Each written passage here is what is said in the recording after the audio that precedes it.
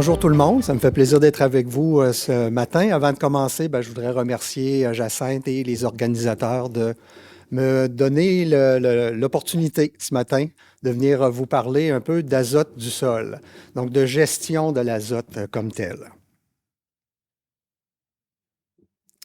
Ça fait déjà quelques décennies qu'on parle des problèmes associés, des problèmes environnementaux associés à l'utilisation de l'azote comme tel, mais ça fait quand même juste une dizaine d'années que ça a été clairement identifié comme étant un défi réel pour l'agriculture, la gestion de l'azote. Entre autres, dans l'annuaire 2014, pour la première fois, l'annuaire 2014 des Nations unies, du Programme environnement des Nations unies, qui identifiait parmi les défis émergents la gestion de l'azote comme étant le défi principal de l'agriculture pour le 21e siècle. Quelques années plus tard, on poursuit, on continue d'enfoncer le clou en détaillant davantage un peu comment l'utilisation incontrôlée d'azote réactif, on va voir ce que c'est un peu plus loin, est à la base finalement d'un ensemble de problèmes de qualité de l'air et de qualité de l'eau comme tel. Il faut se rappeler qu'en moyenne, on retrouve seulement 20 de l'azote qui va être appliqué aux champs dans nos assiettes, ultimement. Donc, on voit qu'il y a quand même matière peut-être à réfléchir, puis à tenter d'améliorer un peu ce pourcentage-là.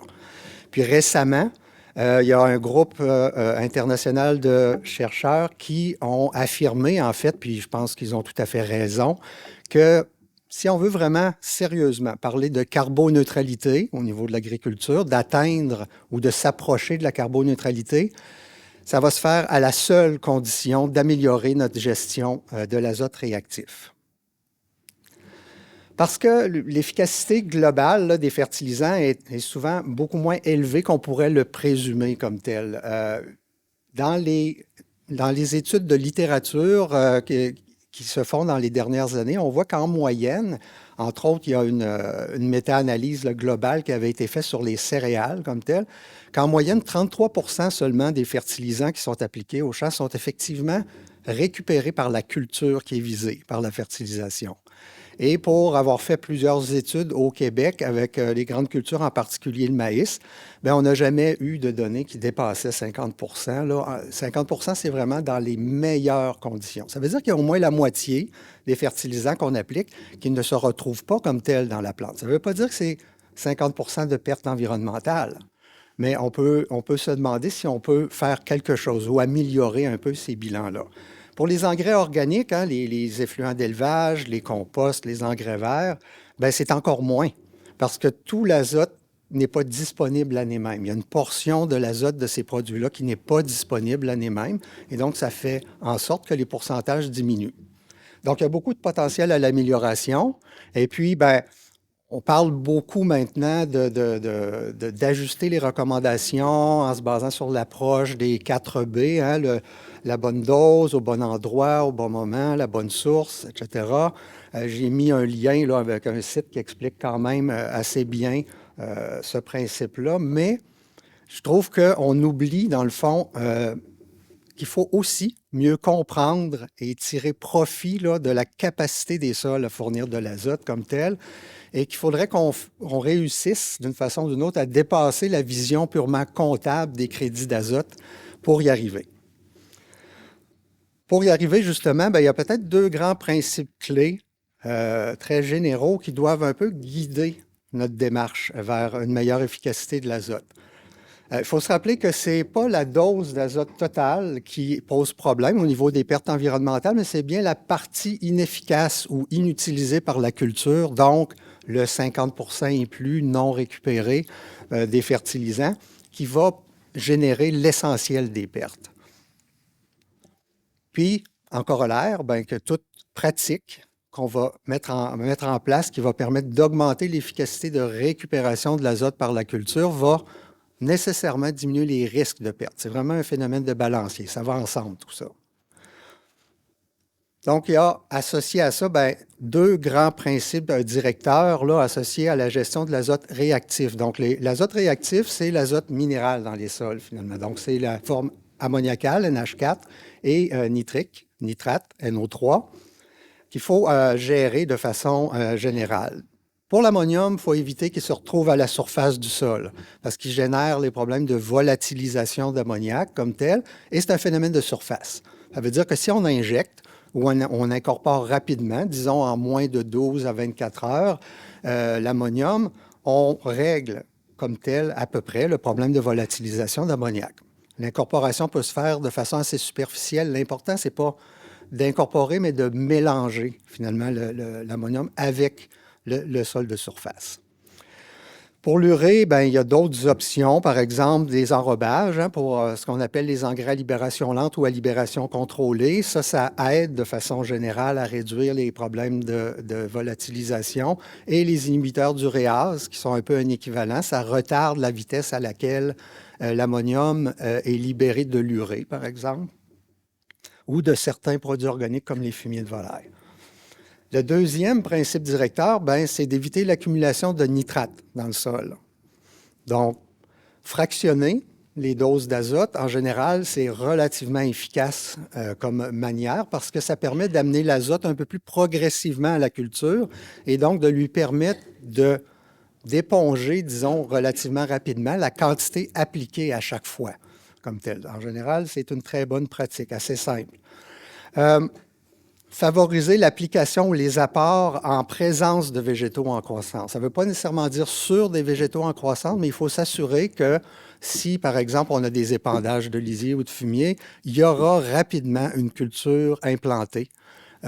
Mais idéalement, si la culture est déjà en croissance, c'est encore plus efficace pour limiter l'accumulation de nitrates. Parce que le nitrate, lui, va causer les pertes d'azote sous forme de lessivage et de protoxyde d'azote, le fameux gaz à effet de serre qui est si problématique au niveau environnemental. Puis, dans ce cas-là aussi, les engrais à libération lente ou avec un inhibiteur de nitrification peuvent être des outils intéressants. Peut-être pas les outils, là, la panacée universelle, mais ça peut être très intéressant. Revenons maintenant un peu plus à la réserve d'azote du sol comme telle. Okay? La réserve du sol, c'est la source principale d'azote pour les cultures, même si on fertilise comme telle. Donc, quand on regarde à la récolte pour les grandes cultures, d'où provient l'azote qui se trouve dans la partie récoltée, ce qu'on se rend compte, c'est qu'au niveau, il y a 10 à 50 au mieux de l'azote total dans la plante à la récolte qui provient des fertilisants, comme tel de l'année. Ça veut dire qu'il y a au moins 50 voire jusqu'à 90 de l'azote dans la plante à la récolte qui vient de la réserve du sol, qui est dérivée du sol, même si la fertilisation était adéquate. Puis, il faut comprendre que dans le sol, disons dans les 30 premiers centimètres de sol, ben, au Québec, on a environ entre 4 et 8 tonnes d'azote à l'hectare, donc ce qui est énorme par rapport aux quantités apportées par la fertilisation annuelle. Et puis, on considère un peu comme règle du pouce, c'est un peu grossier, mais il reste que ça peut donner une idée que 1 à 3 de cette réserve-là va être mise en disponibilité pour les cultures à chaque année. Donc, petit calcul rapide, 4 à 8 tonnes fois 1 à 3 ça nous donne une gamme entre 40 et 240 kg d'azote par hectare par année qui est libérée par le sol comme tel pour les cultures. Mais qu'est-ce que c'est l'azote du sol? En gros, on a 3 formes principalement. Dans le sol, on a l'azote minéral ou réactif, hein, donc ammonium et nitrate, et ça représente entre 1 et 5 environ de la quantité totale d'azote dans le sol. En général, c'est plus aux alentours de 1 à 2 Ça va augmenter vers 4-5 dans les jours qui suivent, par exemple, un apport d'engrais minéraux. Il y a une partie d'ammonium fixée, mais celle-là dépend vraiment de la présence d'argile dans les sols. Donc, l'ammonium n'est pas à la surface des minéraux d'argile, mais bien à l'intérieur des minéraux, fixé à l'intérieur des minéraux d'argile. Donc, c'est pourquoi la valeur entre 0 et 20 c'est que dans les sols très sableux, vous n'aurez à peu près pas d'ammonium fixé. Dans les sols lourds, très argileux, vous pouvez avoir jusqu'à 20 de la réserve du sol qui s'y trouve. Ça laisse quand même 75 à 99 de la réserve sous forme organique. Et donc, ça veut dire que si on travaille à améliorer la teneur en matière organique de nos sols, hein, ce qui est vraiment un sujet très présent à nos esprits ces années-ci, mais on va favoriser aussi la réserve, une augmentation de réserve de l'azote du sol. Un des premiers essais qui m'a permis un peu de faire ce lien-là comme tel, c'est un essai qui remonte quand même à quelques années, presque 20 ans en fait. Maintenant, lors du doctorat de Judith Niraneza, que j'ai eu le plaisir de co-diriger, elle avait l'occasion de travailler sur des parcelles qui avaient déjà 25 ans d'historique au niveau de gestion. C'était 3 systèmes de culture qui étaient comparés en parallèle. Donc, on avait à gauche une rotation de culture annuelle avec engrais minéraux, selon les recommandations. La colonne du centre, c'était la même rotation d'annuel, mais une portion des engrais minéraux était remplacée en équivalent d'azote disponible par 20 tonnes hectares de fumier de bovin. Et le troisième système, lui, avait aussi ces 20 tonnes hectares de fumier de bovin, mais on introduisait 2 années de prairies dans une rotation de 6 ans, comme ça, 2 années de production. Donc, Judith a regardé d'abord, au bout de 25 ans de ces 3 régimes-là, quelle était la teneur en matière organique ou en carbone du sol. Vous voyez les données en carbone ici, pour se rendre compte que par rapport un peu à notre système de référence à gauche, le système du centre où on mettait un peu de fumier avait quand même 20 plus de carbone ou de matière organique dans sa réserve. Et là où on avait aussi ajouté une prairie, on avait 50 au bout de 25 ans de plus de matière organique. En utilisant certaines approches de marquage isotopique, tout ça, Judith a pu, en parallèle, évaluer pendant une année où il y avait du maïs partout.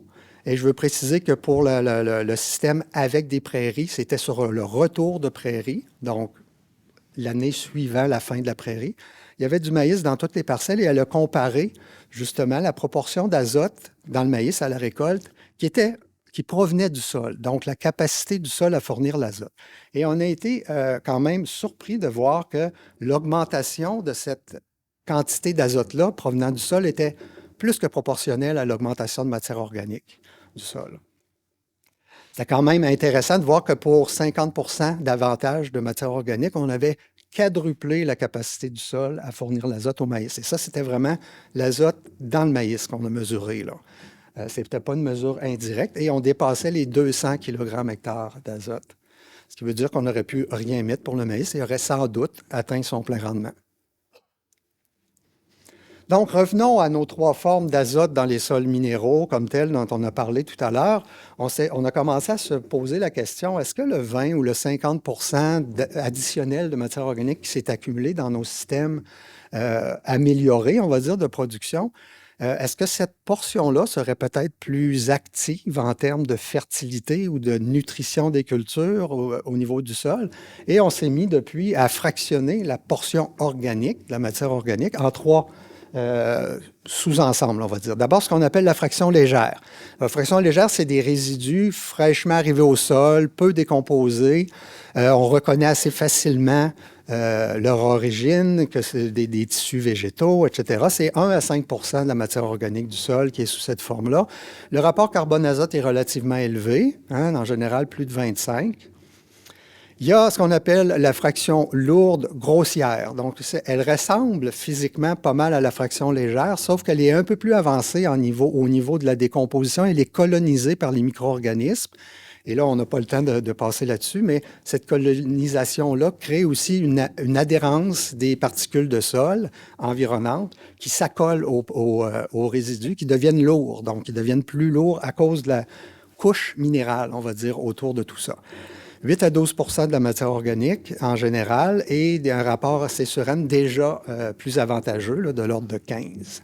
Et le reste, la fraction lourde fine, qui est quand même encore au moins 70 là, de la réserve du sol, qui, elle, on ne peut plus reconnaître physiquement d'où ça vient. C'est très décomposé, mais c'est aussi très, très finement associé aux argiles, aux limons dans les sols.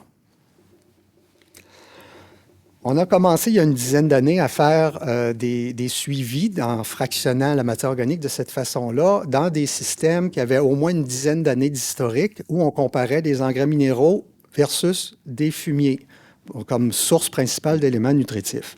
Ce qu'on s'est rendu compte, c'est que là où il y avait des fumiers, il y avait une augmentation préférentielle de la quantité de carbone et d'azote dans la réserve, dans la portion fraction lourde grossière. Donc déjà, on s'est dit, OK, peut-être que cette fraction-là détient peut-être un peu la clé de la fertilité des sols. Donc, on a mis un peu en place un nouveau modèle, si vous voulez, qu'on est encore en train de tester, là, un modèle théorique de cycle de l'azote dans le sol qui dirait que vous avez de la fraction légère, donc des engrais verts, des fumiers, tous les solides de ces produits-là qui arrivent au sol constituent une portion de fraction légère de matière organique des sols. Comme je l'ai dit tout à l'heure, ben, c'est de la nourriture, puis en plus, c'est de la bonne nourriture pour les micro-organismes, donc ils vont rapidement coloniser tout ça et commencer à s'alimenter, mais pour qu'ils puissent se multiplier, dans le fond, parce que là, il y a beaucoup de nourriture, on veut se multiplier, ben, ils doivent produire leur tissu et donc vont devoir assimiler de l'azote. Hein, pour la plupart des constituants cellulaires comme tels. Et ce faisant, dans cette action-là, ben, ils vont créer l'adhésion des argiles, des limons à la surface pour former, dans le fond, ce qu'on appelle des macro-agrégats de sol. Et ça pourrait être associé à la fraction lourde grossière comme telle, cette étape-là. L'étape suivante, elle, est plus une étape de maturation, parce que la matière organique qu'on a apportée commence à s'épuiser, elle est de plus en plus décomposée. Il y a quand même une portion du carbone qui est libérée sous forme de CO2 dans l'atmosphère, et ça va nous mener vers l'évolution, si vous voulez, des macro-agrégats qui vont se briser un peu, mais se reformer en plus petits agrégats, dont le centre en matière organique est de plus en plus stable, de mieux en mieux protégé par la phase minérale comme telle. Ce qu'on pense, c'est que le fameux phénomène d'arrière-effet, pour ceux qui ont déjà entendu le terme, c'est-à-dire de relargage de l'azote de la réserve du sol provenant justement des pratiques bénéfiques antérieures, se produirait durant ce processus de vieillissement-là parce que, évidemment, il y a du CO2 qui retourne à l'atmosphère, il y a du carbone qui s'en va, donc il y a certainement une portion de l'azote qui a été d'abord absorbée par les micro-organismes, qui retourne, qui est reminéralisé et donc remis en disponibilité pour les cultures. Il ne faut pas se dire que la fraction stable ne contribue pas, mais on pense qu'elle contribue à un rythme beaucoup plus lent parce que justement, elle est plus stable. Donc, il y a quand même un peu d'azote qui va provenir de cette fraction-là. Puis récemment, on a mené une étude, Anne Vanas et moi, et puis en fait, on encadrait Maude Langelier qui a fait cette étude-là, qui a finalement, va un peu dans le sens de la théorie. Là. Donc, ça a permis aux champs là, de montrer que notre théorie, en tout cas pour l'instant, tient la route. Ce qu'on faisait, c'est qu'on avait différentes espèces d'engrais verts établis en dérobé de l'orge. Puis là, je montre surtout les résultats moyens là, pour deux espèces, le radis fourragé et l'avoine comme tel. Et à l'implantation de ces cultures de couverture-là, ben, on ajoutait, soit sous forme d'engrais minéral ou de lisier de porc, l'équivalent de 50 kg/hectare d'azote disponible pour aider la croissance, finalement, des cultures de couverture. Lors des premiers gels à l'automne, ben, on récoltait la biomasse et on évaluait justement la proportion de ces 50 kg/hectare d'azote-là qui se retrouvaient effectivement dans les tissus des engrais verts. Puis on a quand même été agréablement surpris de réaliser qu'on avait plus de la moitié, voire la presque totalité de cet azote-là qui effectivement se retrouvait dans la biomasse des engrais verts. Donc, on a réussi à capter de l'azote réactif, dans le fond, et à le garder sous forme organique, comme tel qu'on juge plus stable, comme tel, là, pour l'hiver.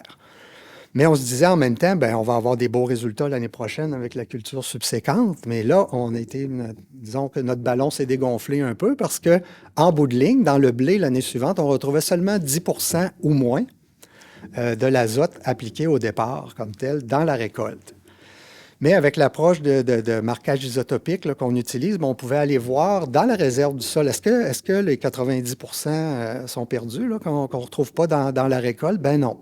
Dans la réserve du sol, 1 an après l'apport, on avait quand même entre 1/3 et 2/3 de l'azote initial qui était toujours présent dans la réserve du sol, ce qui veut dire qu'effectivement, il y aurait une transition par la réserve du sol et éventuellement un retour de l'azote par le phénomène d'arrière-effet comme tel. Ce que ça nous amène à conclure pour l'instant, c'est qu'il faudrait peut-être réapprendre à nourrir le sol pour qu'il nourrisse les cultures comme telles. Donc, de faire en sorte que la réserve d'azote du sol soit renouvelée, voire augmentée par nos pratiques.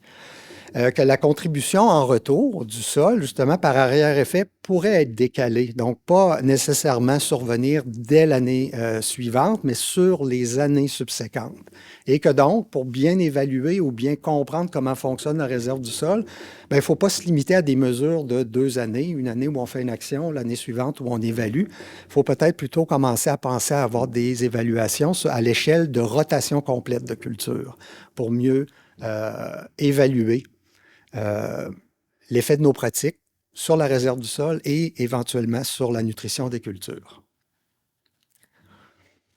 Dernier item, j'ouvre un peu une parenthèse ici parce qu'il y a aussi, dans le fond, il y a juste quelques années, on a commencé à réaliser que l'azote avait peut-être un autre rôle important, autre que nourrir les cultures, comme on l'a vu tout à l'heure. Ça serait celui de stabiliser le carbone dans le sol. On parle beaucoup de séquestration du carbone, d'accumulation de matière organique, et il semble que l'azote pourrait, et du moins ça a été prouvé là, dans quelques essais, aider ou participer à la stabilisation du carbone dans le sol. Comment ça fonctionne? Et on pense, nous, par rapport à notre théorie sur l'azote, que ça pourrait être associé justement à la formation de la fraction lourde fine comme telle.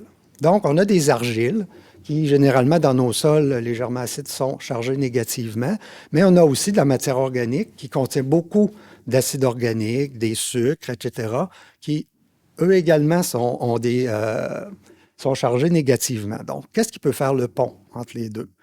On a par exemple le calcium. Les ions divalents sont connus pour faire le pont, par exemple, entre ces deux genres de matériaux-là. Mais ce qu'on se rend compte, c'est qu'il y a beaucoup d'acides aminés et de protéines comme telles dans le sol qui, dans les mêmes conditions, eux, ont des groupements aminés chargés positivement. Donc, peuvent faire le pont. Ça a été démontré que si on associe des protéines, surtout microbiennes, semble-t-il.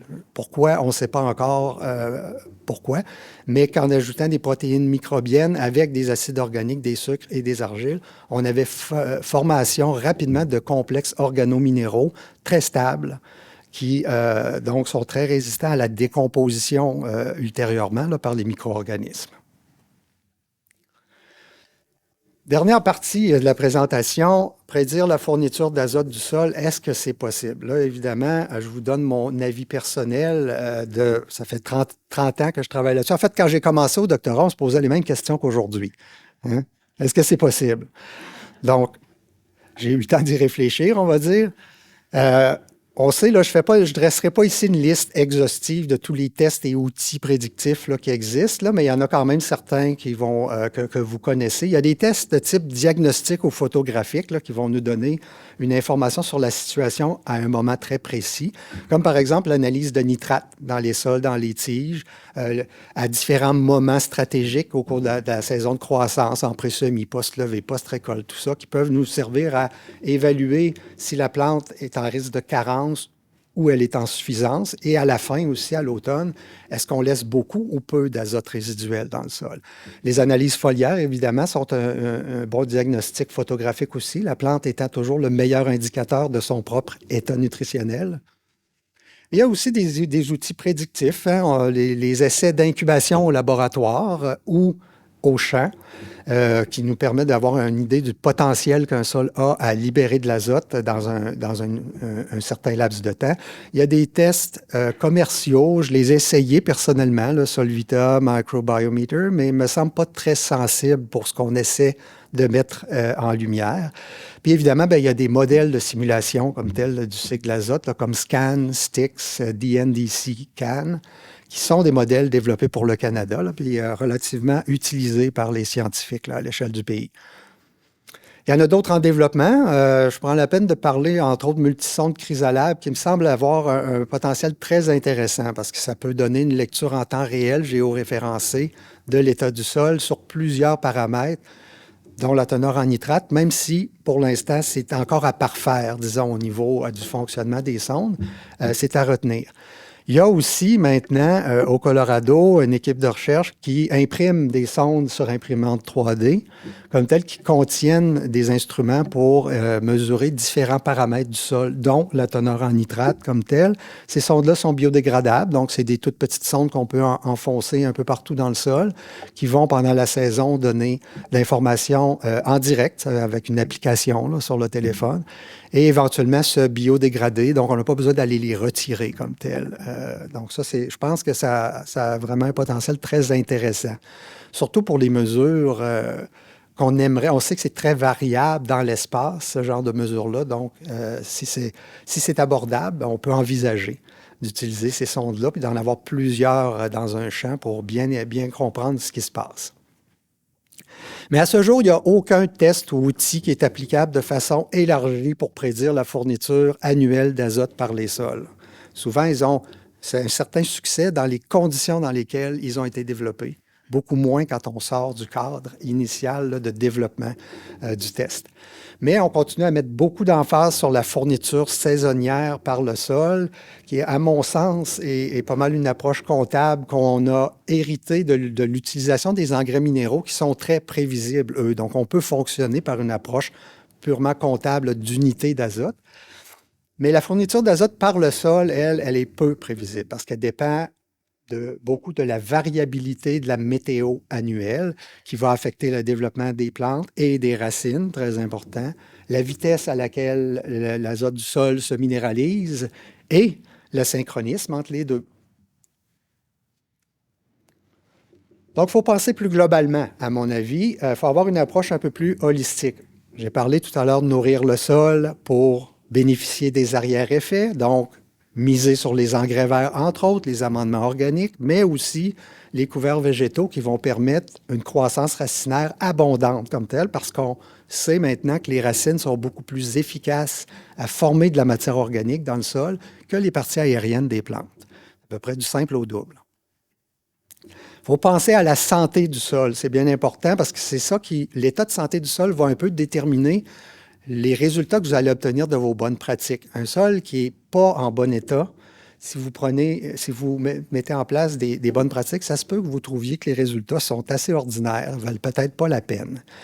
Ça repose, à mon avis, sur 3 grands piliers, la santé des sols, à savoir justement sa teneur en matière organique, l'état structurel du sol, son agrégation, sa porosité et l'activité biologique qui se passe dans le sol. Puis vous voyez qu'au niveau des zones où se chevauchent ces 3 piliers-là, bien, il y a des résultantes importantes là, au niveau justement agronomique, c'est-à-dire, par exemple, quel est l'état du sol quel est le genre d'habitat que le sol offre aux racines pour se développer. La minéralisation de la matière organique, c'est biologique, mais c'est ce qui va faire que ce qui est en réserve dans le sol va effectivement se retrouver sous forme disponible aux plantes. Ça va aussi, on l'a vu tout à l'heure, être le lien entre la matière organique et les micro-organismes, c'est la formation de matière organique stable, donc l'accumulation de matière organique dans le sol. Et au centre, bien, fertilité et résilience du système. Ça veut dire qu'il faut donc avoir une approche intégrée d'amélioration des 3 piliers. Il ne faut pas en négliger un des 3, parce qu'une bonne gestion de l'azote sur des sols dégradés, ça va donner des bénéfices très limités, voire absents. Et donc, il faut prendre le temps de bien évaluer les autres piliers, mais surtout l'état structurel du sol. Je trouve qu'on souvent, on néglige, on ne pense pas à ça, tout ça, puis il y a peut-être beaucoup de chemin à faire à ce niveau-là. Compaction, déstructuration des sols, etc. Mais en attendant les outils prévisionnels, qu'est-ce que je suggère de faire? C'est d'axer peut-être le plus possible sur des essais de recherche à la ferme. Par exemple, et je remercie les producteurs de grains du Québec d'accepter que je présente par la page couverture de leur premier rapport sur le réseau Sentinelle Azote. C'est des essais à la ferme, mais qui sont accompagnés. Donc, le producteur est accompagné par un conseiller, une conseillère ou même des chercheurs dans certains cas. Mais il faut penser que quand on met ça en place, il faut répéter les essais sur plus d'une année parce que ça peut être assez variable d'une année à l'autre, les réponses. C'est simple comme système. En fait, il s'agit de définir dans un champ une zone où on va faire un test, une modification des pratiques. Donc, le reste du champ est une zone contrôle, les pratiques telles que prévues selon le plan de fertilisation. La zone test, on modifie quelque chose. Bon, dans ce cas-là, c'était au niveau de la dose d'azote apportée au maïs. La zone test, il y avait le démarreur au semis et rien d'autre par la suite. Tandis que dans le reste du champ, bien, il y avait aussi un apport en poste levé qui suivait un peu plus tard. Et donc, on mesure ensuite le rendement relatif entre les deux zones. Donc, la zone test sur la zone contrôle fois 100. Si les données, si on arrive près de 100 mais ça veut dire que le sol n'aurait pas eu besoin, par exemple, de l'apport en poste levé. Si on est nettement plus bas que la zone contrôle, bien là, oui. Donc, ça veut dire que ça aurait été nécessaire. Mais est-ce qu'on aurait pu réduire un peu? C'est un peu ça la question. Puis c'est un peu une façon de faire de la recherche, de s'informer, mais aussi d'y aller un peu essai-erreur progressivement. À ça, on peut ajouter des mesures stratégiques en cours de route pendant l'essai, par exemple des teneurs en nitrate dans le sol à différents moments, pour valider est-ce qu'on s'en va dans la bonne direction ou est-ce qu'on s'en va tranquillement dans le mur avec cet essai-là. Mais je pense, au niveau recherche, on devrait trouver une façon de se concerter pour documenter le contexte de chacun de ces essais-là le plus possible.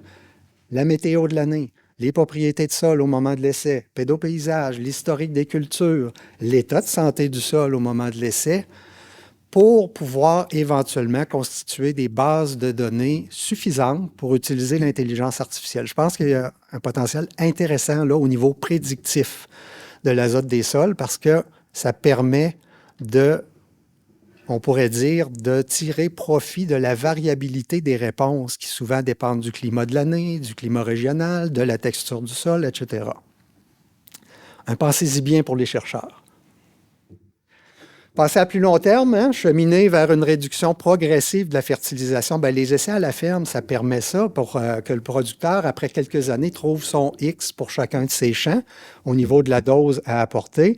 Mais il faut répéter l'essai sur plusieurs années et évaluer les plus et les moins des pratiques améliorées ou qu'on pense améliorantes sur la rotation complète de la culture. Parce qu'il peut y avoir des arrière-effets qui vont se déclarer quelques années plus tard. Développer les connaissances de la capacité de nos sols à fournir de l'azote basée sur l'observation. Ça, c'est le dernier item avant de conclure. Peut-être pour trouver son X au niveau des champs, je communique beaucoup puis je collabore avec un producteur dans l'anneau d'Hyères qui a beaucoup travaillé avec les engrais verts, avec les rotations de culture, tout ça. Il a beaucoup modifié ses façons de faire. Puis maintenant, il a des sols qui commencent à être en excellente santé. Puis lui, travaille pour voir est-ce que je peux réduire les doses d'azote dans mon maïs, par exemple, qui est assez gourmand en azote.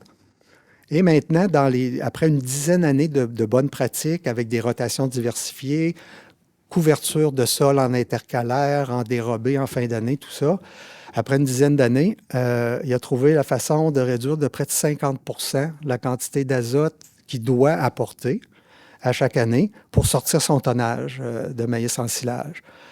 Ça m'amène aussi à mentionner qu'il faut peut-être, au lieu de chercher toujours à savoir c'est-tu 40, c'est-tu 50 unités, c'est-tu 30 unités d'azote l'année prochaine que je peux créditer par rapport à mes précédents culturaux, est-ce que ça ne serait pas plus intéressant pour un producteur de savoir qu'à l'échelle de sa ferme, d'un champ à l'autre, globalement, il pourrait réduire de 20 sa quantité d'engrais qu'il apporterait? Parce que, comme je l'ai dit au tout début, c'est l'excès d'azote, la portion inutilisée qui génère le gros des pertes. Ça veut dire que de réduire de 20 et ça, c'est mon guess, évidemment, là, c'est mon hypothèse, réduire de 20 la dose d'azote apportée et toujours être efficace au niveau du rendement, permettrait probablement de réduire de beaucoup plus que 20 les émissions, par exemple, de gaz à effet de serre, les pertes par lessivage à l'échelle de la ferme.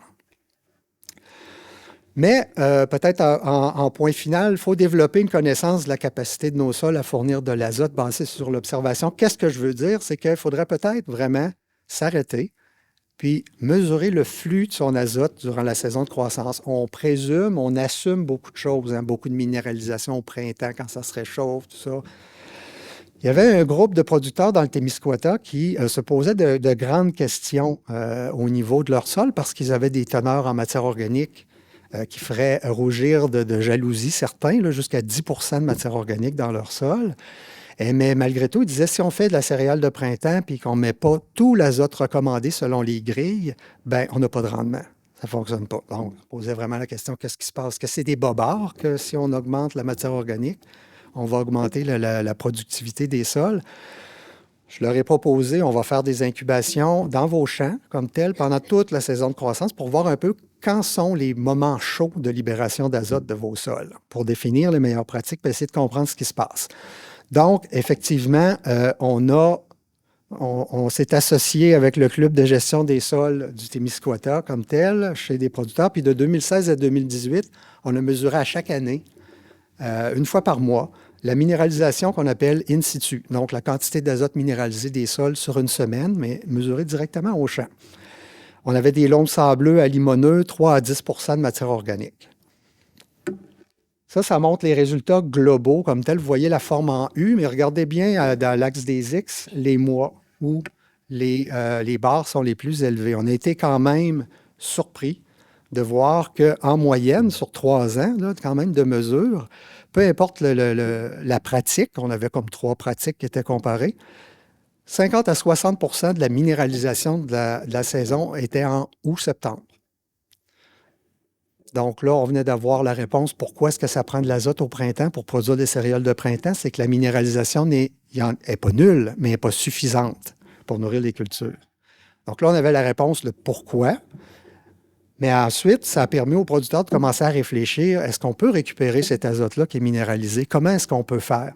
Puis maintenant, ils travaillent beaucoup à justement trouver une façon de bien implanter des céréales d'automne pour aller bénéficier de cet azote-là, ou des couverts végétaux en dérobés ou intercalaires qui vont permettre d'éponger, de garder dans la biomasse cet azote-là pour, en espérant éventuellement qu'il y ait des arrière-effets l'année suivante ou les années suivantes. Donc ça, c'était juste pour un peu conclure sur le fait que nous, on a été surpris. On ne s'attendait pas à une dynamique temporelle de ce genre-là, mais c'était très éclairant. Et je pense que partout au Québec, pour différentes régions climatiques, ça ne sera pas la même dynamique temporelle. Ça vaudrait la peine de s'arrêter puis de le faire. Je sais qu'en fait, il y a un groupe de vignerons dans la région de Québec qui l'ont fait l'été passé. Et ils ont eu certaines réponses à leurs questionnements au niveau du moment et des quantités d'azote qu'ils apportaient à la vigne.